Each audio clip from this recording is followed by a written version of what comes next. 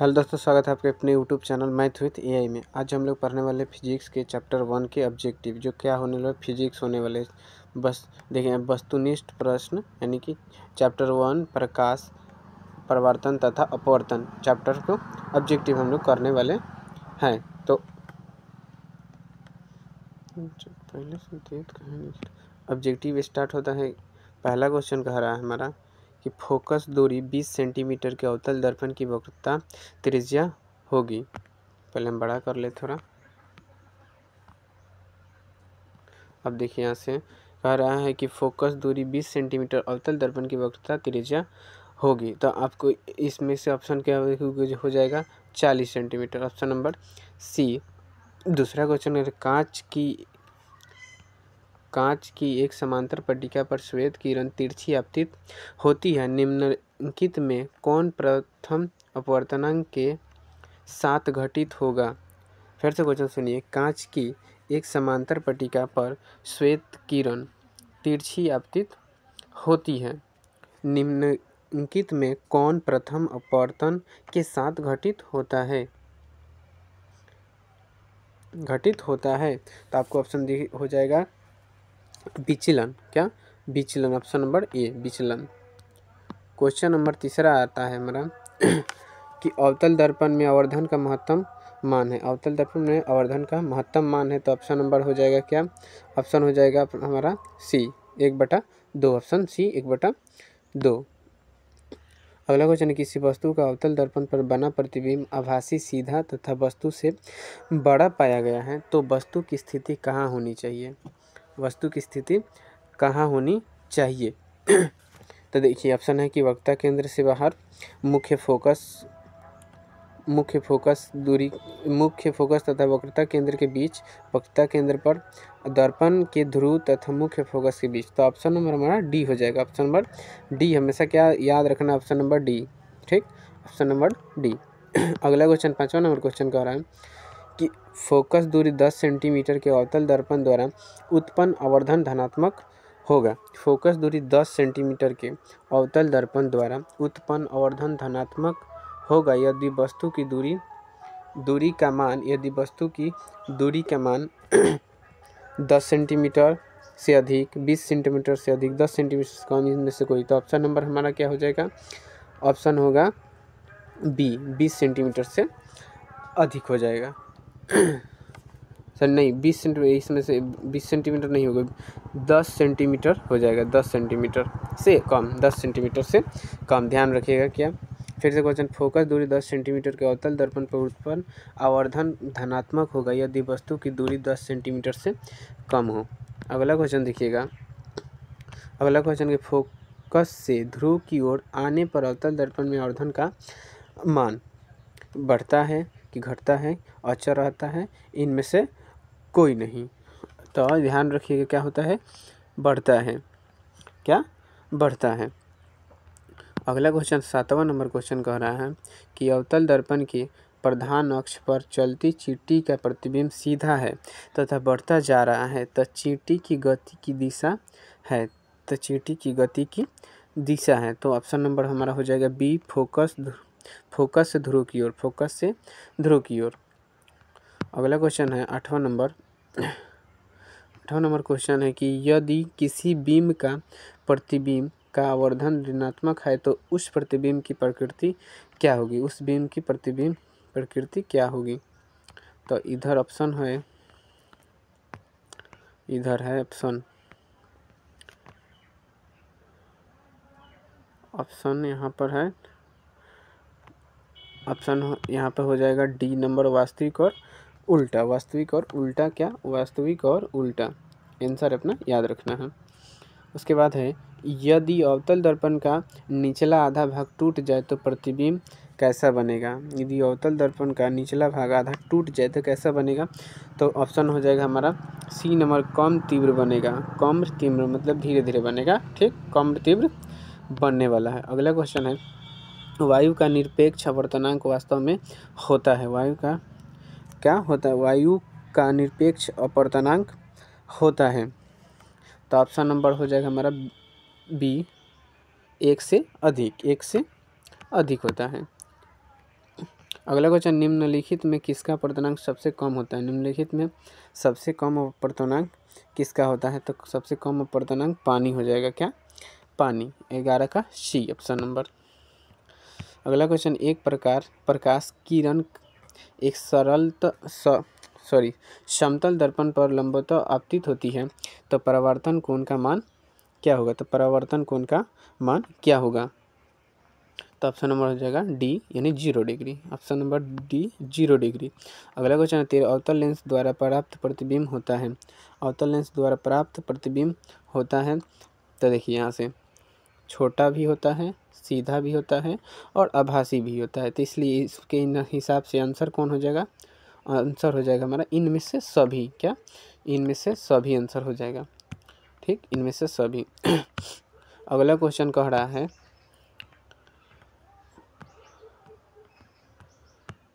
अगला क्वेश्चन करो, वायु में अभिसारी लेंस है। वायु में अभिसारी लेंस है तो आंसर हो जाएगा क्या?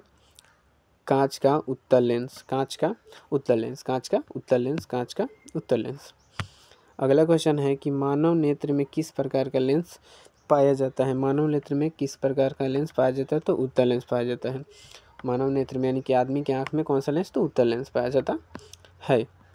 अगला क्वेश्चन, प्रकाश की किरण को मोड़ने की क्षमता को कहते हैं। प्रकाश की किरण की मोड़ने की क्षमता को क्या कहते हैं? तो कहते हैं लेंस की क्षमता। क्या? लेंस की क्षमता।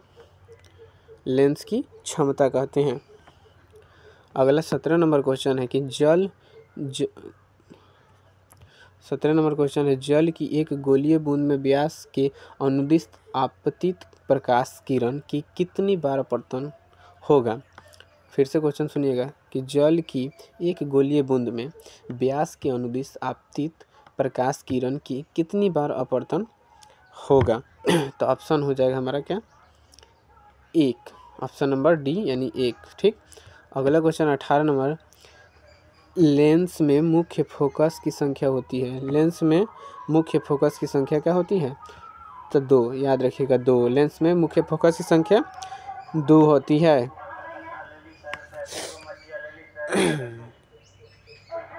अगला क्वेश्चन कह रहा है 19 नंबर, समतल दर्पण द्वारा बना प्रतिबिंब होता है।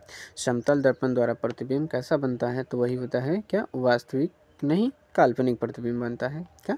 काल्पनिक प्रतिबिंब बनता है। तो आते हैं हम लोग अगले क्वेश्चन की ओर। 19 से 20वां नंबर क्वेश्चन यहाँ से शुरू होता है। 20वां नंबर क्वेश्चन, 20 नंबर क्वेश्चन यहाँ से आता है कि सरल सूक्ष्मदर्शी में किसका उपयोग होता है? सरल सूक्ष्मदर्शी में किसका उपयोग होता है? तो ध्यान से देखिएगा, ऑप्शन नंबर क्या हो जाएगा? डी यानी उत्तल लेंस। डी उत्तल लेंस। डी उत्तल लेंस। अवतल दर्पण में आवर्धित काल्पनिक प्रतिबिंब बनाने के लिए वस्तु को कहाँ रखा जाता है? अवतल दर्पण में आवर्धित काल्पनिक प्रतिबिंब बनाने के लिए वस्तु को कहाँ रखा जाता है? तो ध्यान से देखिएगा, क्या ऑप्शन नंबर ए हो जाएगा इसका? फोकस और ध्रुव के बीच। फोकस और ध्रुव के बीच रखा जाता है। फोकस और ध्रुव के बीच रखा जाता है। अगला 22 नंबर क्वेश्चन है, किस दर्पण की फोकस दूरी किस दर्पण की फोकस दूरी चिन्हों की परिपाटी के अनुसार ऋणात्मक मानी जाती है? ऋणात्मक मानी जाती है तो कौन हो जाएगा? अवतल दर्पण। क्या? अवतल दर्पण। अवतल दर्पण। ठीक, अवतल दर्पण। अगला क्वेश्चन है, निम्नलिखित में से किस लेंस की अपसारी लेंस कहते हैं? मतलब निम्नलिखित में से किस लेंस को अपसारी लेंस कहा जाता है? अपसारी लेंस कहा जाता है। तो ऑप्शन नंबर इसका हो जाएगा ए, अवतल लेंस को अपसारी लेंस कहा जाता है। अगला 24 नंबर क्वेश्चन है कि एक अभिसारी किरण पुंज समतल दर्पण पर आपतित होती है, परिवर्तित किरण पुंज होगा। परिवर्तित किरण पुंज होगा तो इसमें आंसर हो जाएगा अभिसारी किरण पुंज। अभिसारी। ठीक, अभिसारी। अगला क्वेश्चन है कि किसी समतल दर्पण द्वारा आवर्धन होता है। किसी समतल दर्पण द्वारा आवर्धन होता है तो प्लस में 1 होता है। ध्यान में रखना है। क्या? प्लस में 1 होता है। प्लस में 1 होता है। अगला क्वेश्चन आता है हमारा, अगला क्वेश्चन कि निम्नलिखित में से किस दर्पण द्वारा किसी वस्तु का आभासी प्रतिबिंब मिल सकता है? निम्नलिखित में से किस दर्पण द्वारा किसी वस्तु का आभासी प्रतिबिंब मिल सकता है। तो देखिए यहाँ से समतल दर्पण, ठीक है, उत्तल दर्पण ये भी सही है, और उत्तल दर्पण ये भी सही है, इसलिए क्या हो जाएगा, इनमें से सभी आंसर हो जाएगा। ठीक, अगला क्वेश्चन है, अगला क्वेश्चन कि आकाश का नीला रंग होना किस परिघटना का परिमाण है, किस परिघटना का परिमाण है। तो ऑप्शन हो जाएगा प्रकिरणन, प्रकिरणन, प्रकिरणन। ठीक, अगला क्वेश्चन है हमारा कि विरल माध्यम से सघन माध्यम में जाती हुई किरण मुड़ जाती है, विरल माध्यम से सरल माध्यम में जाती हुई सघन माध्यम में जाती हुई किरण मुड़ जाती है। तो ऑप्शन नंबर हो जाएगा अभिलंब की ओर, अभिलंब की ओर, अभिलंब की ओर मुड़ जाती है। अगला क्वेश्चन है 29 नंबर क्वेश्चन कह रहा है निम्नलिखित में से किस लेंस की फोकस दूरी धनात्मक होती है, निम्नलिखित में से किस लेंस की फोकस दूरी धनात्मक होती है। तो ऑप्शन नंबर ए उत्तल लेंस का, ऑप्शन नंबर ए उत्तल लेंस। अगला क्वेश्चन है चिन्हों के निर्देशांक परिपाटी में धनात्मक फोकस दूरी होता है, चिन्हों के निर्देशांक में धनात्मक क्या होता है। तो ऑप्शन नंबर क्या हो जाएगा डी, यानी कि ए भी होगा, देखिए ए भी, ये उसके बाद बी, यानी कि उत्तल लेंस और उत्तल दर्पण दोनों। ठीक, तो इसलिए आंसर इसमें से क्या होगा, ये हो जाएगा, मैंने दोनों होता है, अगर ये नहीं ए और बी दिया है यानी कि ये भी होगा, ये भी होगा। ठीक, अगला क्वेश्चन, अगला क्वेश्चन देख लीजिए निर्देशांक चिन्ह परिपाटी में सभी दूरियां मापी जाती है, निर्देशांक चिन्ह परिपाटी में सभी दूरियां मापी जाती है। तो याद रखना है कहाँ से, ध्रुव से, ध्रुव से, ध्रुव से। ठीक, अगला क्वेश्चन कह रहा है कि सघन माध्यम के विरल माध्यम में गमन करने पर आपतन कोण आई जो है कि 0 के बराबर नहीं होता है। क्या कोण और अपवर्तन कोण आर में क्या संबंध होता है, क्या संबंध होता है, संबंध क्या होता है। ऑप्शन नंबर क्या हो जाएगा, सी हो जाएगा, इसका ऑप्शन नंबर सी हो जाएगा। क्या आर से छोटी होती है आई, यानी कि आई से बड़ी होती है आर। ठीक, तो यहाँ से अगला क्वेश्चन आता है क्वेश्चन होता है अगला, निम्न में से कौन सा पदार्थ लेंस बनाने के लिए प्रयुक्त नहीं किया जा सकता है, मतलब निम्न में से कौन ऐसा पदार्थ है जिसको लेंस में बनाने में प्रयुक्त नहीं किया जा सकता है। अगला यहाँ से होगा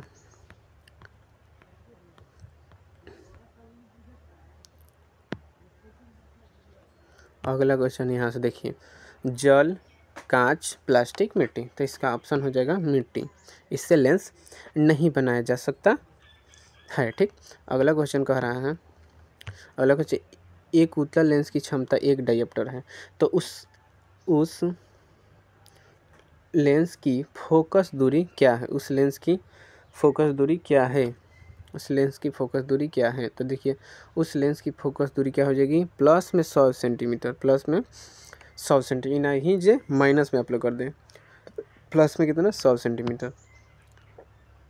अगला क्वेश्चन है कि किसी बीम का वास्तविक तथा सामान्य साइज का प्रतिबिंब प्राप्त करने के लिए बीम को उत्तल लेंस के सामने कहाँ रखा जाना चाहिए, उत्तल लेंस के सामने कहाँ रखा जाना चाहिए। ठीक, उत्तल लेंस के सामने रखना, मतलब इसमें से ऑप्शन आपको हिसाब से कौन होगा,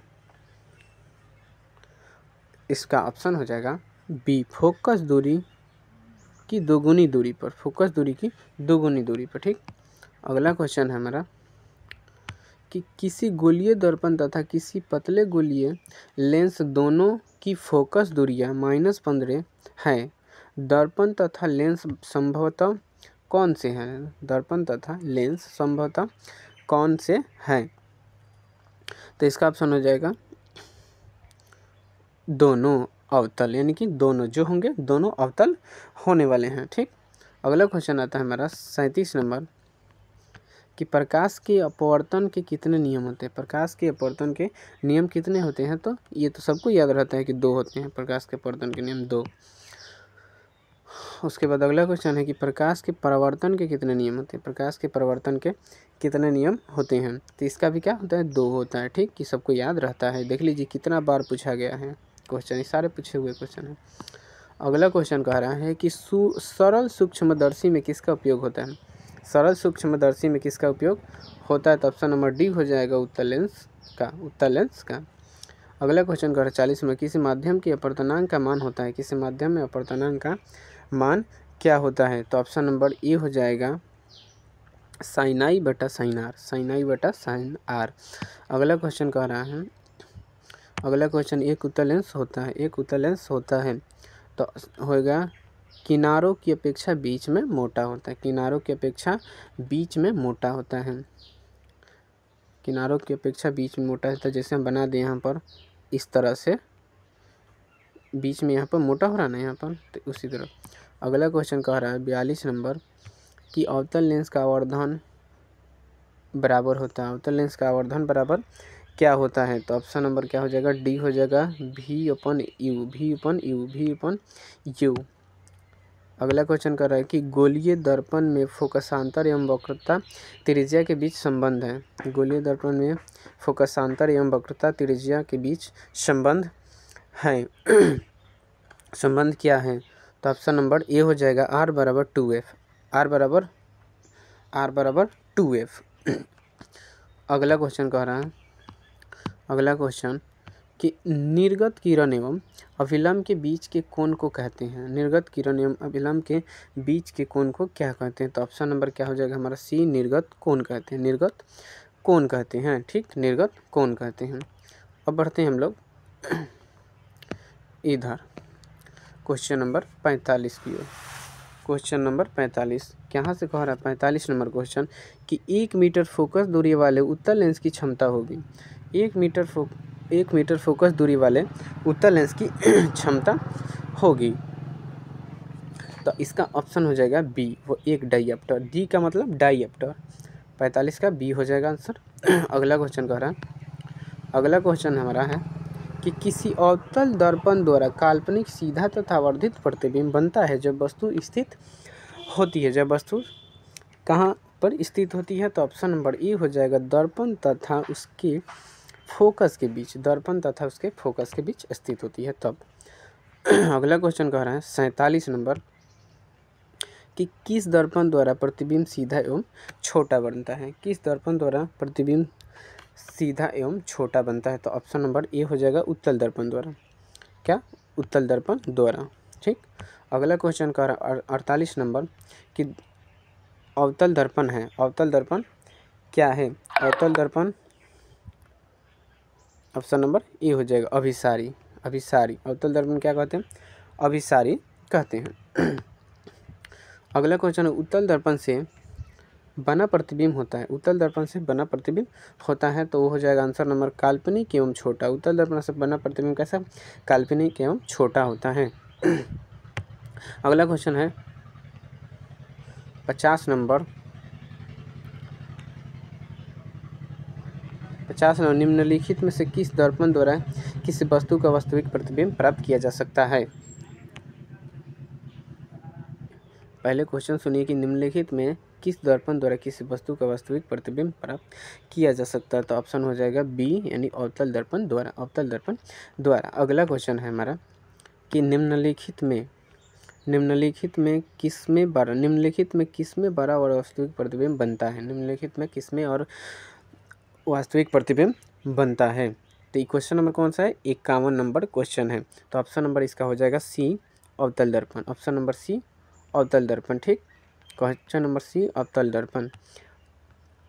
अगला नंबर क्वेश्चन कह रहा है कि समतल दर्पण द्वारा बना प्रतिबिंब होता है, समतल दर्पण द्वारा बना प्रतिबिंब कैसा होता है? तो होता है काल्पनिक होता है। ठीक, काल्पनिक होता है। अगला क्वेश्चन कह रहा है कैसा? काल्पनिक होता है। अगला क्वेश्चन कितना नंबर होगा? पीछे कितना था? ये 52 था, तो ये होगा हमारा 53 नंबर क्वेश्चन। किसी वस्तु का आवर्धित प्रतिबिंब बनता है, किसी वस्तु का आवर्धित प्रतिबिंब बनता है तो होगा अवतल दर्पण से, अवतल दर्पण से बनता है। किसी वस्तु का आवर्धित प्रतिबिंब किससे बनता है? तो अवतल दर्पण से बनता है, याद रखना। हाँ, अगला क्वेश्चन है कौन सा? 54 नंबर क्वेश्चन कह रहा है कि रुक जी, काल्पनिक प्रतिबिंब हमेशा छोटा होता है, क्या? छोटा। ऑप्शन नंबर ए हो जाएगा इसका, काल्पनिक प्रतिबिंब हमेशा छोटा होता है। अगला क्वेश्चन कह रहा है कि किस दर्पण में हमेशा आभासी और छोटा प्रतिबिंब बनता है। किस दर्पण में हमेशा आभासी प्रतिबिंब बनता है, तो हो जाएगा उत्तल दर्पण में। क्या? उत्तल दर्पण, ऑप्शन नंबर बी उत्तल दर्पण में। अगला क्वेश्चन कह रहा है 56 नंबर क्वेश्चन कि निम्न में से किस दर्पण की फोकस दूरी धनात्मक होती है। निम्न में से किस दर्पण की फोकस दूरी धनात्मक होती है? होगा ऑप्शन नंबर इसका बी हो जाएगा उत्तल दर्पण का, उत्तल दर्पण। ठीक, उत्तल। अगला क्वेश्चन है 57 नंबर, गोलीय दर्पण के ध्रुव और फोकस के बीच की दूरी को क्या कहते हैं। गोलीय दर्पण के ध्रुव और फोकस के बीच की दूरी को क्या कहते हैं, तो ऑप्शन नंबर हो जाएगा बी, यानी कि फोकसांतर, फोकसांतर, फोकसांतर। ठीक, अगला क्वेश्चन हो गया 58 नंबर, वक्रता त्रिज्या आर एवं फोकस दूरी एफ में संबंध है। वक्रता त्रिज्या आर एवं फोकस दूरी क्या संबंध है, तो ऑप्शन नंबर हो जाएगा क्या, ए नंबर, एफ बराबर आर बाई टू, एफ बराबर आर बाई टू, यही हमारा आंसर हो गया। ठीक, उसके बाद आता है क्वेश्चन नंबर 59 नंबर क्वेश्चन। देखिए यहाँ से कि हजामत बनाने के लिए प्रयोग किया जाता है, हजामत बनाने के लिए प्रयोग किया जाता है, हजामत बनाने के लिए प्रयोग किया जाता है। ठीक, यहाँ से देखिए, यहाँ आएगा हजामत बनाने के लिए प्रयोग किया जाता है, तो किसका प्रयोग किया जाता है, अवतल दर्पण का। क्या? अवतल दर्पण। ठीक, अवतल दर्पण, ऑप्शन नंबर क्या, बी अवतल दर्पण। उसके बाद देखिए सोलर कुकर में प्रयोग किया जाता है, सोलर कुकर में प्रयोग किया जाता है, ऑप्शन नंबर हो जाएगा ए अवतल दर्पण का, अवतल दर्पण का। ठीक, क्या? अवतल दर्पण का प्रयोग किया जाता है किसमें, सोलर कुकर में। अगला क्वेश्चन है कि सर्च लाइट की अपवर्तनांक सतह होती है, सर्च लाइट की अपवर्तनांक सतह होती है, ऑप्शन नंबर क्या हो जाएगा, बी अवतल दर्पण, अवतल दर्पण। ठीक, अगला क्वेश्चन आता है हमारा 62 नंबर। अब देखिए यहाँ से कि रोगियों की नाक, कान, गले आदि की जांच के लिए डॉक्टर प्रयोग करते हैं, डॉक्टर किस चीज़ का प्रयोग करते हैं, तो ऑप्शन हो जाएगा ये अवतल दर्पण का, अवतल दर्पण का। ठीक, अवतल दर्पण का। अगला क्वेश्चन हमारा आ रहा है कि पानी में डूबे एक उत्तल लेंस की फोकस दूरी हवा में इसकी फोकस दूरी की अपेक्षा, फोकस दूरी की अपेक्षा हमेशा क्या, कम होगी, कम होती है, कम होती है। ठीक, कम होती है। उसके बाद अगला क्वेश्चन कह रहा है कि उत्तल लेंस में बना प्रतिबिंब होता है, उत्तल लेंस में बना प्रतिबिंब होता है, उत्तल लेंस में बना प्रतिबिंब कैसा होता है, तो वास्तविक और उल्टा होता है। सॉरी, देखिए यहाँ से वास्तविक और उल्टा होता है। ठीक, वास्तविक और उल्टा होता है। अगला क्वेश्चन कह रहा है हमारा 65 नंबर, उत्तल लेंस द्वारा काल्पनिक प्रतिबिंब बनता है जब बीम फोकस से कम दूरी पर रहता है, फोकस से क्या, कम दूरी पर रहता है, फोकस से कम दूरी पर रहता है। अगला क्वेश्चन कह रहा है कि लेंस की क्षमता होती है, लेंस की क्षमता क्या होती है, तो फोकस दूरी की व्युत्क्रम, फोकस दूरी की क्या, व्युत्क्रम, फोकस दूरी की व्युत्क्रम। उत्तल लेंस में जब बीम एफ और 2f के बीच रखा जाता है तब बना प्रतिबिंब होता है, तब बना प्रतिबिंब कैसा होता है, तो ऑप्शन नंबर ए हो जाएगा बड़ा और वास्तविक, बड़ा और वास्तविक प्रतिबिंब बनता है। 68 नंबर, दो वक्रीय पृष्ठों से घिरे ठोस माध्यम को कहते हैं, पृष्ठों से घिरे क्या कहते हैं, तो कहते हैं गोलीय लेंस। ठीक, गोलीय लेंस, इतना ध्यान रखें, क्या, गोलीय लेंस। अगला 69 नंबर क्वेश्चन आ रहा है, 69 में किस लेंस का उपयोग कर दृष्टि दोष को संशोधित किया जा सकता है, किस लेंस का उपयोग कर दृष्टि दोष को संशोधित किया जाता है, ऑप्शन नंबर बी उत्तल लेंस को, उत्तल लेंस, सॉरी दीर्घ दृष्टि दोष, यहाँ पर लिखा है दीर्घ दृष्टि दोष, दीर्घ दृष्टि दोष। ठीक,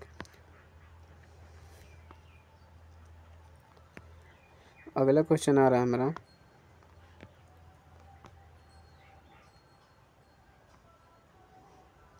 अगला क्वेश्चन की नई कार्तीय चिन्ह परिपाटी के अनुसार दर्पण के सामने रखे बीम की दूरी होती है, दूरी ली जाती है, दूरी ली जाती है, तो ऑप्शन नंबर हमारा हो जाएगा बी, क्या, ऋणात्मक, यानी कि माइनस में लिया जाता है।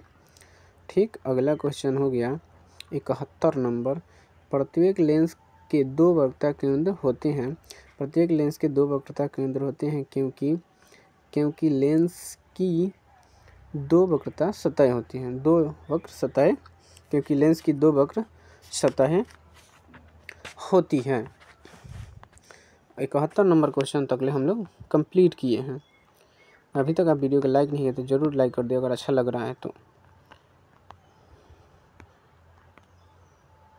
यहाँ से 72 नंबर क्वेश्चन स्टार्ट होता है।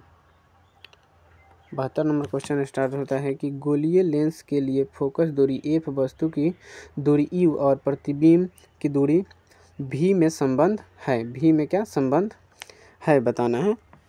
तो v में संबंध होता है क्या, b, यानी कि क्या हो जाएगा 1/v माइनस 1/u बराबर 1/f होता है। ठीक, यही होता है क्या संबंध। अगला क्वेश्चन है हमारा 73 नंबर कि एक अवतल दर्पण की फोकस दूरी 10 सेंटीमीटर है, उसकी वक्रता त्रिज्या होगी तो उसका आंसर हो जाएगा 20 सेंटीमीटर। ध्यान रखें क्या 20 सेंटीमीटर होने वाला है। अगला क्वेश्चन कह रहा है निम्नलिखित में से किसी वस्तु का वास्तविक प्रतिबिंब कौन बना सकता है। तो इसका आंसर हो जाएगा उत्तल लेंस। 74 के ऑप्शन नंबर बी, उत्तल लेंस। ठीक, अगला क्वेश्चन कह रहा है हमारा देखिए, उत्तल लेंस द्वारा आवर्धित काल्पनिक प्रतिबिंब तब बनता है जब वस्तु कहाँ रहती है, तो देखिए फोकस दूरी और लेंस के बीच रहती है, तब। अगला क्वेश्चन कह रहा है कि एक गोलीय दर्पण से 5 सेंटीमीटर की दूरी पर रखे बीम का प्रतिबिंब दर्पण से 30 सेंटीमीटर की दूरी पर उसी ओर बनता है जिस ओर बीम है, तो आवर्धन क्या है। आवर्धन हो जाएगा -6 याद रखना है क्या, -6। ठीक, अगला क्वेश्चन कह रहा है संकेत में यहाँ दे दिया गया है, देखिए बना कर भी यह कि संकेत आवर्धन बराबर क्या होता है, m बराबर -v/u। तो यहाँ दिया है 30 दिया है, उसके बाद 5 दिया है, तो कट के माइनस है यहाँ, तो -6 हो जाएगा ना, यहाँ पर 6 हो गया। अगला क्वेश्चन कह रहा है, अगला क्वेश्चन 17 एक उत्तल लेंस से 30 सेंटीमीटर की दूरी पर एक बीम रखी गई है, लेंस से बराबर दूरी पर वास्तविक प्रतिबिंब बनता है, तो लेंस की फोकस दूरी क्या होगी, तो ऑप्शन नंबर क्या हो जाएगा सी, 15 सेंटीमीटर होने वाला है। ऑप्शन नंबर सी 15 सेंटीमीटर होने वाला है। यहाँ पर बना कर दिखाया गया है, देख लीजिए 15 आया है। ठीक, अगला क्वेश्चन है कि एक उत्तल लेंस की फोकस दूरी 20 सेंटीमीटर है, तो लेंस की क्षमता होगी, लेंस की क्या क्षमता होने वाली है, लेंस की क्षमता क्या होगी। तो देखिए लेंस की क्षमता क्या हो जाएगी 5 डायप्टर, वो भी किस में, प्लस में। यह इधर देखिए माइनस में दिया है तो प्लस वाला चेंज कर रहा है मैं। अगला क्वेश्चन कह रहा है कि एक लेंस की क्षमता -5 डायप्टर है, तो इसकी फोकस दूरी क्या होने वाली है, तो -20। ठीक, -20 होगा इसका आंसर, -20। अगला क्वेश्चन कि लेंस की क्षमता 4 डायप्टर है, यह होगा मतलब क्या होगा, लेंस की क्षमता 4 डायप्टर है तो क्या होने वाला है, तो इसका ऑप्शन नंबर हो जाएगा सी, 0.25 मीटर फोकस दूरी का उत्तल लेंस। ठीक, ऑप्शन नंबर सी। अगले क्वेश्चन की ओर बढ़ते हैं हम लोग।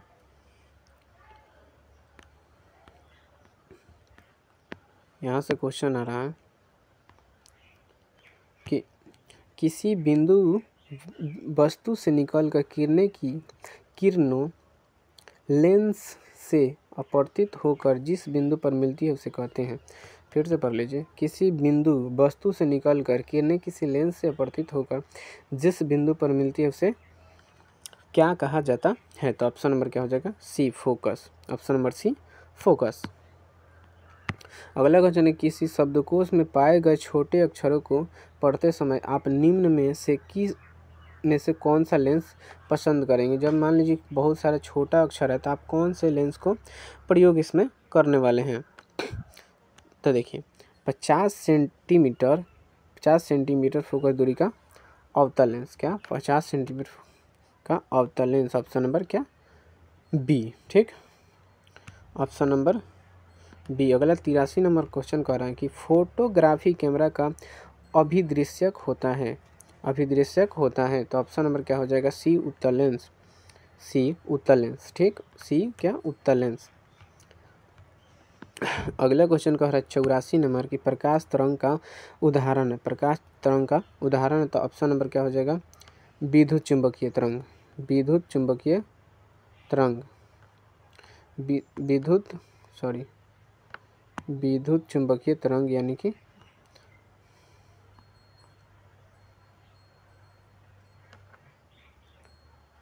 ये वाला ऑप्शन।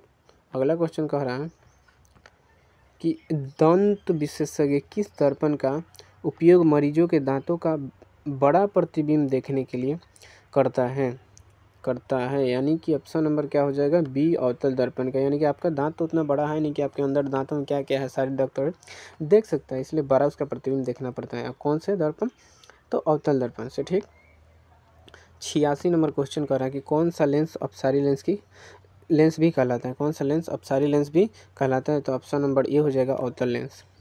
ठीक, अवतल लेंस। अगला क्वेश्चन कह रहा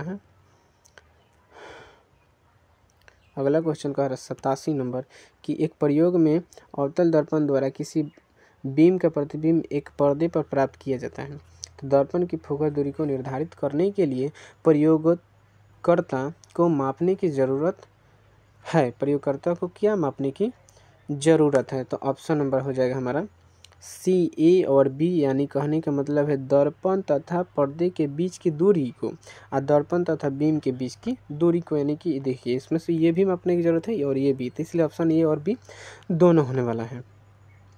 अगला क्वेश्चन कह रहा है कि गोलीय दर्पण के परावर्तक पृष्ठ की वृत्ताकार सीमा रेखा का व्यास कहलाता है, क्या कहलाता है। ऑप्शन नंबर इसका हो जाएगा हमारा डी, गोलीय दर्पण का द्वारा, गोलीय दर्पण का क्या, द्वारा कहलाता है। अगला क्वेश्चन है निम्नलिखित में से कौन उत्तल दर्पण की फोकस दूरी है जिसकी वक्रता त्रिज्या 32 सेंटीमीटर है। तो इसका ऑप्शन नंबर क्या हो जाएगा, इसका ऑप्शन नंबर हो जाएगा सी, प्लस में 16 सेंटीमीटर हो जाएगा, प्लस में 16 सेंटीमीटर। अगला क्वेश्चन है 90 नंबर कि यदि किसी बीम का प्रतिबिंब का आवर्धन ऋणात्मक है तो उस प्रतिबिंब की प्रकृति क्या होगी, उस बीम की प्रकृति क्या होगी। ऑप्शन नंबर हो जाएगा इसका ए, यानी कि वास्तविक और उल्टा दोनों होने वाला, वास्तविक और उल्टा दोनों होगा। ठीक, अगला क्वेश्चन कह रहा है 91 नंबर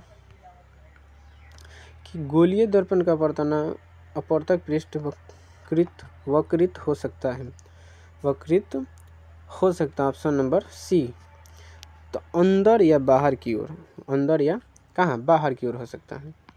अगला क्वेश्चन के 92 नंबर की वह गोलीय दर्पण जो अंदर की तरफ वक्रित हो सकता है, वक्रित हो सकता है वह क्या है। तो ऑप्शन नंबर ए हो जाएगा अवतल दर्पण, ऑप्शन नंबर ए अवतल दर्पण, ऑप्शन नंबर ए अवतल दर्पण। अगला क्वेश्चन कह रहा है 93 नंबर क्वेश्चन कि वह गोलीय दर्पण जो बाहर की तरफ वक्रित कहलाता है, बाहर की ओर वक्रित हो क्या कहलाता है। तो ऑप्शन नंबर क्या हो जाएगा, सी, उत्तल दर्पण, उत्तल दर्पण। ठीक,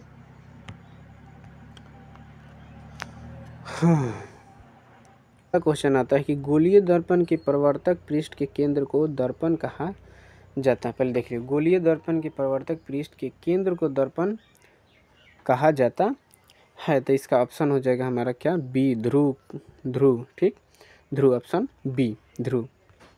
अगला क्वेश्चन कह रहा है कि गोलीय दर्पण का वक्रता केंद्र को किस अक्षर से निरूपित किया जाता है, किस अक्षर से निरूपित किया जाता है। तो ऑप्शन नंबर ए यानी कि सी से निरूपित किया जाता है। अगला क्वेश्चन है किसी लेंस द्वारा उत्पन्न आवर्धन का एसआई मात्रक क्या है, आवर्धन का एसआई मात्रक क्या है। तो ऑप्शन नंबर क्या हो जाएगा, डी, मात्रक विहीन, यानी कि इसका कोई मात्रक नहीं होता है।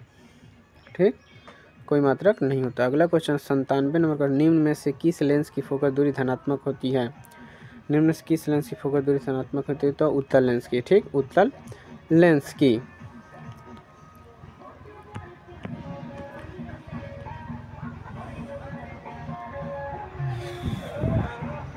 98 नंबर कह रहा है, देखिए कि गोलीय दर्पण के ध्रुव तथा वक्रता त्रिज्या से गुजरने वाली सीधी रेखा को कहते हैं।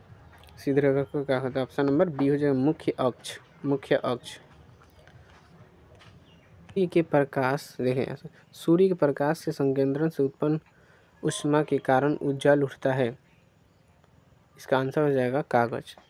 कागज, ठीक। इसमें अगला क्वेश्चन करें कि किसी दर्पण से हमेशा वस्तु से छोटा प्रतिबिंब प्राप्त होता है, तो हो जाएगा उत्तल लेंस। उत्तल लेंस। इस वीडियो में आप 100 ही क्वेश्चन रहने देते हैं क्योंकि वीडियो बहुत लंबा हो जाएगा। अगर वीडियो अच्छा लगे तो वीडियो को लाइक करें, शेयर ज़रूर कर दें अपने दोस्तों में ताकि उनका भी भला हो सके। तो मिलते हैं अगले वीडियो में, तब तक के लिए धन्यवाद।